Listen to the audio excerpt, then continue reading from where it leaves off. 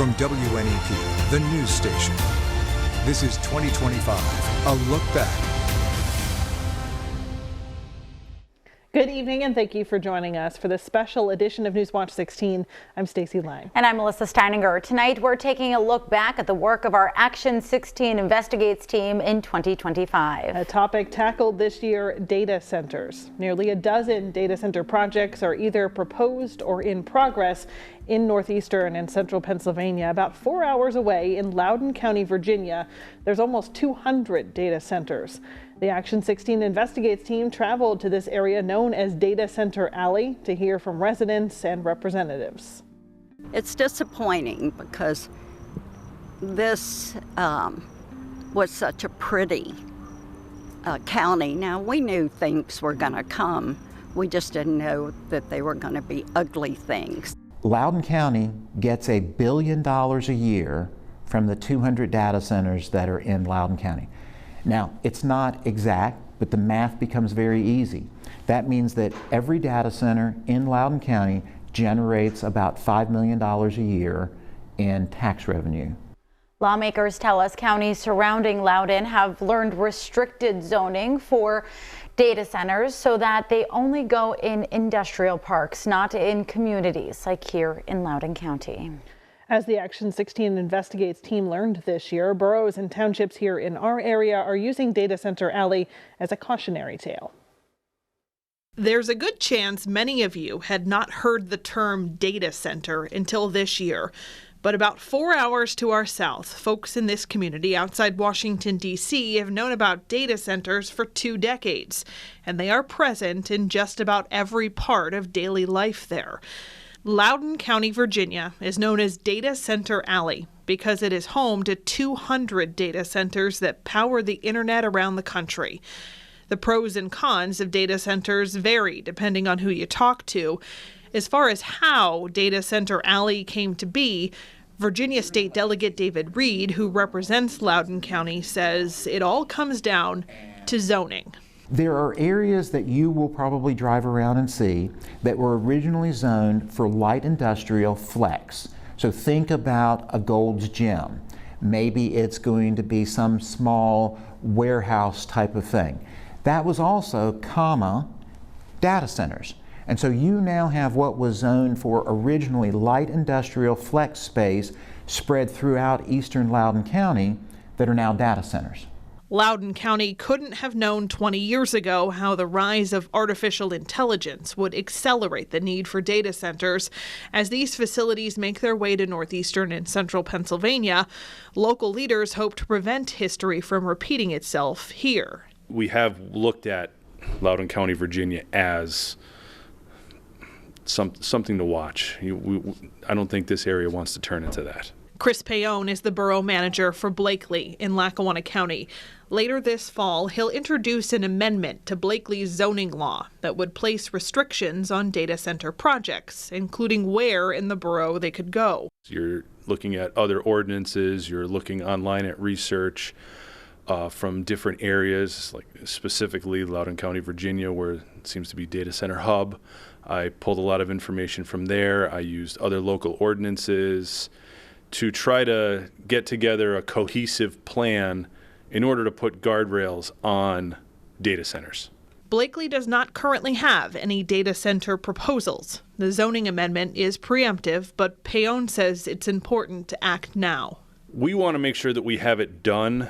We don't want to run into issues that other neighboring municipalities have run into, where they may have it outlined somewhere in their zoning that it is allowed or a permitted use, and their zoning book may have been written before these really were something that everybody in Northeast PA was thinking about. That is exactly what's happening in nearby Archibald Borough. In 2023, before data centers came knocking, the borough wrote a new zoning law that allows data centers in light industrial zones, just like Loudoun County. Principally permitted means that if they meet all the rules and regulations, they're able to obtain their approval from the code office. What we were proposing to have was a conditional use process where there would be a public hearing and the approval power would then lie with Borough Council. Archibald's code enforcement official Brian Dooley spent much of this year writing an amendment to that 2023 law that would have placed more restrictions on data center development. When that amendment was recently presented to Borough Council, it failed to get a second and was not even voted on. Some residents were against the proposed amendment because they believe the restrictions don't go far enough. Council may decide to proceed with a heavier amendment, let's say. But in the meantime, what we have is the regulation from March of 2023, and that's what I will continue to proctor daily. Which means a data center project that's been announced but not formally proposed could be automatically approved. That one is planned for the site of a junkyard along the Einen-German highway. It is one of 3 data center projects set for Archibald so far. And there's potential for more, as Archibald is the 8th largest borough in Pennsylvania when it comes to land. Whether or not Archibald becomes a data center hub here in northeastern Pennsylvania depends on decisions made in the very near future. The ripple effects of the Kids for Cash scandal still felt in our area more than a decade later. That's coming up when 2025, a look back, Action 16 Investigates edition returns. Welcome back to 2025, a look back, Action 16 Investigates edition. This year, we continue to highlight what officials are calling the broken juvenile justice system in Luzerne County. We cannot forget where it all began. The Kids for Cash scandal of the 2000s. Luzerne County Judge Mark Chivarella and former President Judge Michael Conahan convicted of shutting down a county-run juvenile detention center and accepting millions in kickbacks from the builder and co-owner for 2 for-profit detention centers. 2,500 juveniles, victims of the corruption. The scandal shuttering several county and privately run juvenile detention facilities, causing a shortage of juvenile detention beds throughout the state. There are 0 detention beds in our region. There's none in Luzerne County. We have children that we're detaining in other counties and sometimes even other states. In light of ongoing juvenile violence and the shortcomings within the juvenile justice system, a school district in Luzerne County started enforcing a zero-tolerance policy for fighting this year. After years of hallway fights like this, leading to dozens of arrests, Wyoming Valley West is cracking down this school year. The new superintendent, Dr. Charles Suppan, is wasting no time being back home in the district. His first big move, a no-tolerance policy on fighting. It's our job to build and create skill sets within our students to allow them to succeed in every facet of education, and appropriate behavior is one of them. The decision comes after police say violence inside schools across Luzerne County has been an ongoing issue. Kingston Police Chief Rich Kochik says at its height, Wyoming Valley West Middle School had 144 arrests in the 2021-2022 school year. The past 3 years, it's been staying steady at about 80 to 90 arrests a year in the middle school. There shouldn't be one student that's scared to walk the halls or scared to go to the bathroom, and there is. And I know there is because I've talked to them. There are kids. There's a lot of kids. And I think, this is going to change all of that. The policy states that students caught fighting on school grounds will be punished by suspending them from in-person classrooms and assigning them to the district's virtual cyber academy. We're going to create atmospheres where kids want to be there, kids want to learn. Again, I'm going to stress the word kids. Kids are kids, they make mistakes, but we're just not putting up with the fighting. They'd get arrested, but they would get to 3 or 10-day suspension. They'd be right back into school, and it would be reoccurrence. So now I think you're taking out that element that causes the violence and doesn't want to be there.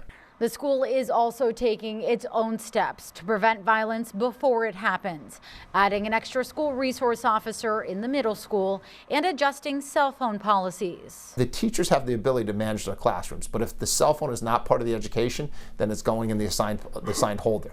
There's 3 places. You can leave it at home, you can put it in your locker, or you can put it in your assigned pouch in the classroom. A new year and a new approach with one lesson loud and clear. The fighting stops here. We've changed everything based on juvenile violence and juvenile crime. So I'm hoping, I think this is going to be a great step in the right direction. I think we're going to have a good year. Investigators continue to search for answers in cold cases across our region. The unsolved cases our Action 16 Investigates team looked into in 2025. That's coming up next. Welcome back to 2025, a look back, Action 16 Investigates edition. This year we revisited our Unsolved series to bring light to cold cases across northeastern and central Pennsylvania, including Joseph Pulaski's murder in Luzerne County. In 2010, a neighbor along Putnam Street in West Hazelton called police after realizing she hadn't seen Pulaski in days. He was found slumped over his kitchen table with a gunshot wound to the back of his head. State Police cold case investigators believe that finding his killer lies in someone's memory.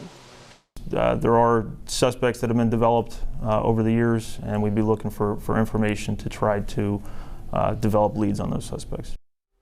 Investigators tell us physical evidence from the crime scene in West Hazelton is tested and retested as new technologies emerge. State Police continue to search for answers in a 21-year-old cold case out of Luzerne County. In 2004, Thomas Kolosensky was found inside his home in Whitehaven with a wound to his head. He never spoke again after the attack and died more than a year later in the hospital. State Police cold case investigators sharing their theory about what happened. Our investigation to this point points pretty strongly to it being a robbery. There are several suspects that we're aware of that may have been involved in it. At this point, we're hoping that the public can provide some information to kind of enforce some of those leads that we have. In 2020, the State Police Crime Stoppers program put up a $10,000 reward for information in the case. No one has come forward yet. A gruesome murder in Monroe County still haunts longtime residents of Delaware Water Gap. On the Saturday after Thanksgiving in 1981, Eddie Jobert was murdered behind the bar he owned. His killer was never found. Most of the cases that I deal with, there usually aren't a lot of people around when the homicide takes place. So this one would stand out in that at the time, it's kind of a crowded bar. There's several patrons, several other employees working at the time. The discovery was made relatively quickly. The murder inspired the 2010 book called The Bottom of the Fox that examines at least a dozen theories ranging from jealous lovers to Jobert's history with the Teamsters Union. There was a $5,000 reward for information that helped solve this cold case here in Monroe County. In Schuylkill County, a notorious swimming hole became the center of a missing persons case. The old strip mining pit in Girardville has seen its fair share of incidents, but the mother of one missing man says some things about her son's case don't add up. I sat down with her this year to find out more. Julie Hamaker says she knows in her heart that her son, Donald DJ Hamaker, is gone. But not knowing the how, the why, and the where these past 11 months has been killing her. He was a good kid, very athletic, very. Played football, played baseball, he wrestled, he bowled, and he fished. And fished, and fished. Julie says that's what the 43-year-old left to do before dawn one day in May of 2024. He told her he'd be back by lunchtime. But around 2 that afternoon, DJ's friends called her. DJ's kayak had been found capsized in the water in a place many in Girardville call the A-hole, a strip mining pit that's technically off limits but still popular with swimmers and anglers, including DJ. DJ's friend Robert Chuplis knows just how dangerous it can be. In a way, I'm helping Julie through it. Because I know exactly what she's going through. Robert's son died while swimming at the A-hole in 2019. And it was the hottest day of the year, that year in 2019. He went up swimming, he dove in, I guess the water shocked him, he hit the bottom, and he passed away. DJ's body was never found. Dive teams from across northeastern Pennsylvania searched the strip mining pit for days with no luck. First responders say there's no way to know just how deep it is, and the water is murky. Also not clear what exactly happened when DJ went fishing with 2 friends. Julie says his fishing poles were still tied up and inside his kayak, but his bait was still on the shore. And according to authorities, DJ's friends waited hours to call them. Here's what the chief of the Rangers hose company had to say during the days-long search. They waited 2 hours to call 911 for some unknown reason. We really don't know yet. The whole thing is under investigation. That's the detail that bothers Julie the most. They would have arrived at the A-hole at 3:30 in the morning, and it was never called in until 2:16 in the afternoon. State police say they are still investigating DJ's disappearance, and there is a possibility of a new search effort this spring or summer. Meanwhile, with no way to confirm DJ's death, Julie's life remains in limbo. I can't shut off any bills, any of his satellite or anything like that, because documentation isn't there. He's missing. Well, what does that mean? And despite what she says her heart knows, until she has an answer, she will always hope DJ comes home. I know that he's gone, but just the chance. I look at every hitchhiker. I look at every man walking down the street. Every time my phone rings, I run to answer it. If there's a knock at the door, God forbid, I just need closure for myself.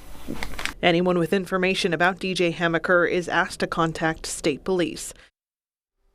In 2025, Penn State announced the closure of several branch campuses across the Commonwealth. Just months later, the president of the university received a pay raise. Our Action 16 Investigate team breaks down the numbers when we return.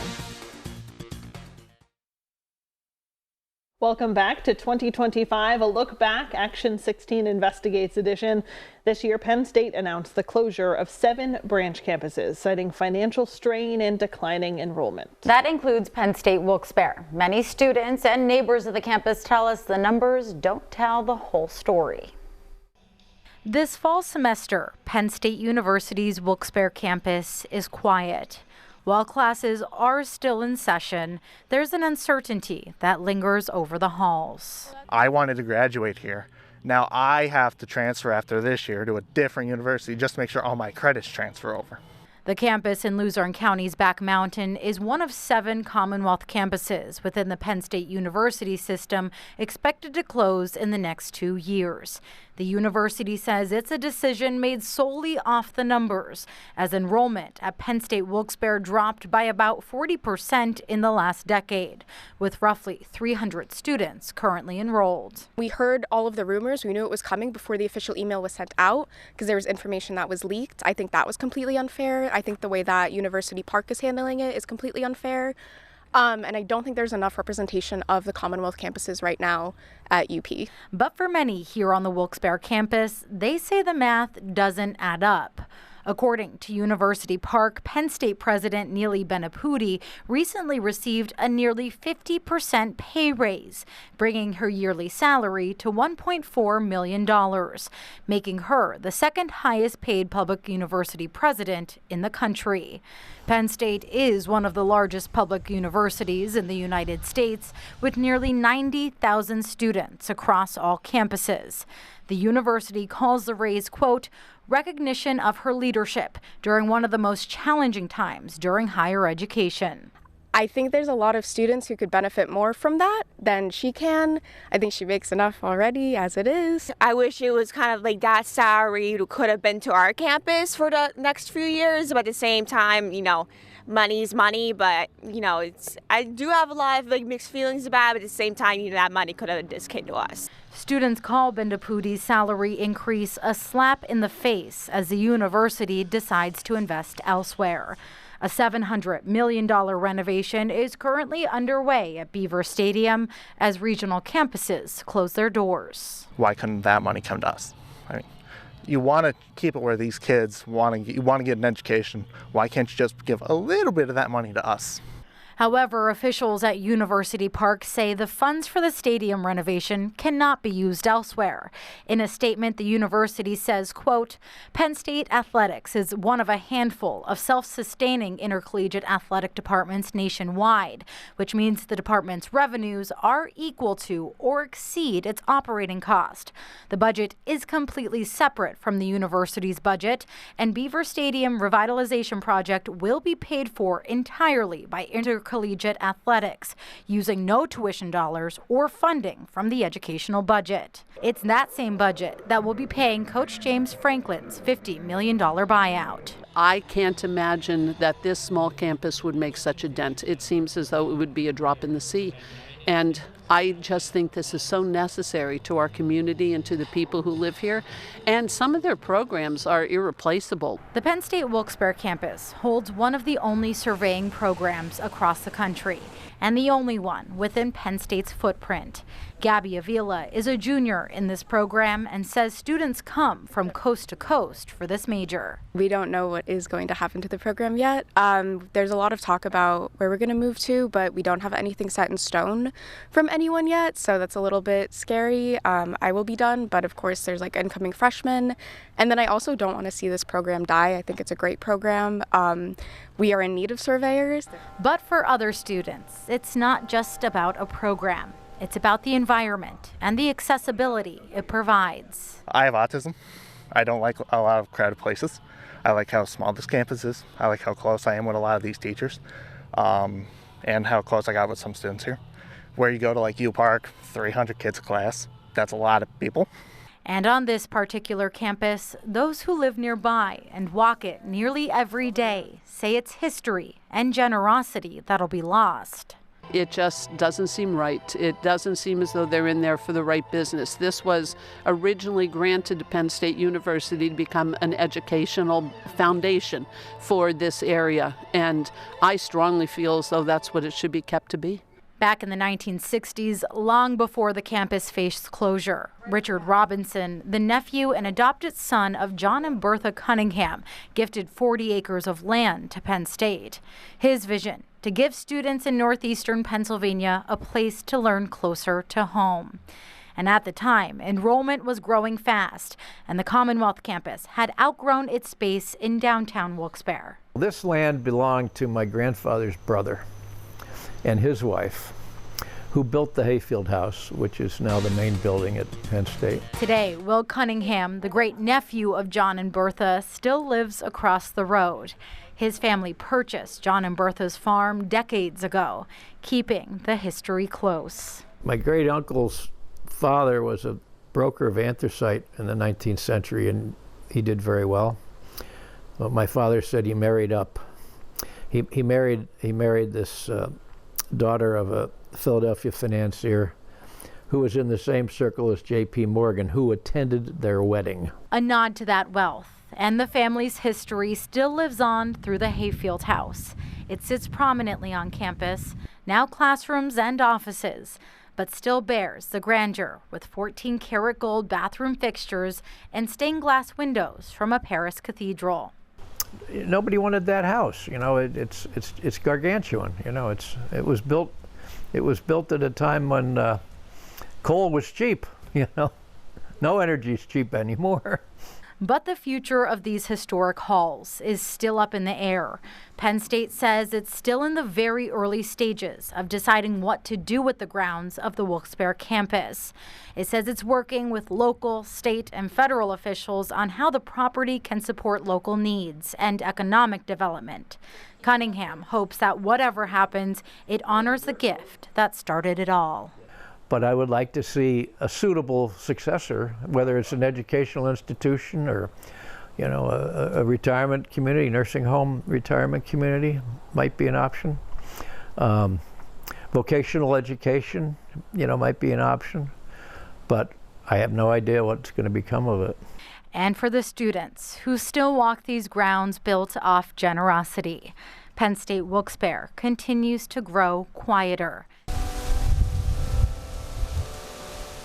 as its time ticks away. It's almost as if we don't matter. It's almost as if the small rural areas in Pennsylvania do not matter the way that the big University Park does or the other big Commonwealth campuses do. It's that silence that students say is incredibly loud. That does it for this special edition of Newswatch 16 at 5. Remember, Newswatch 16 is always on at WNEP.com and on WNEP+. Just download the app on your TV and watch for free. Talkback 16 is next.